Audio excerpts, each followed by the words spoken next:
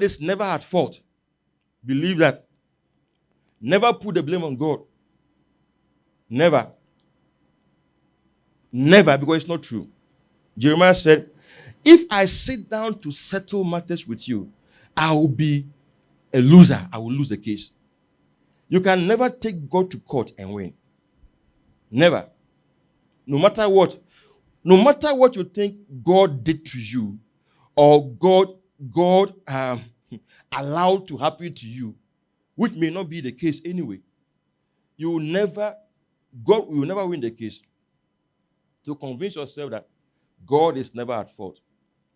You see, Job was one of a kind. Even when Job, his theology was wrong, his heart was right. His theology was that all the things that were happening was God that was doing that to him. So the wife said, I used to hold on to your integrity, curse God and die. Then he said, you speak as a foolish woman. If you have received good things from God, why not receive bad things from him? That was a wrong theology, though. Because those bad things were not coming from God, they were coming from Satan. But you see his heart. His heart was like, God can never be at fault. So even if it's God that is bringing this thing, yes, we say glory be to God. He said he can never fail. Even though his theology was wrong, his heart was right. That kind of heart, that will never put blame on God. That's what God wants us to have. He has set a barrier, said that even if we don't see his alerts and warning signs, we will never experience anything that we cannot bear or go through. 1 Corinthians 10 verse 13. It said, no temptation or trial has overtaken you except such as is common to man. But God is faithful, who will not allow you to be tempted beyond what you are able. But with the same temptation will also make a way of escape that you're able to bear it. There are certain things that will happen to you. Say they are common temptation. They happen to all men, all human beings. So, have the comfort that even if I don't get the signal, because God will do many things to stop that thing from happening. He will do many things.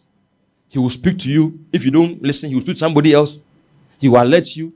You will come to church. I will talk about it. All those things are God's alert signal. But he says, if all those things fail, even if all those things you miss them, he goes ahead of you and he creates a barrier, said that you will not be pressed beyond measure. He's a good God. He thinks about us. Never think, you see, God feels your pain more than anybody else. He feels your pain. And never you think he's not doing anything about it. What you don't see is bigger than what you see. God feels your pain. You know the angels that are sustaining you. And you know the treasure that will come from your trials. That God knows that these trials, they have come to you. It didn't come from me. Maybe it came from the devil or it came through your mistake. But I have assigned angels to sustain you and bear you up. So that even in your trials, I'll bear you up. And these trials will purchase for you treasures. So as far as God is concerned, all things work together for the good for those who love God. For those who are the called according to purpose. Never think that God has abandoned you.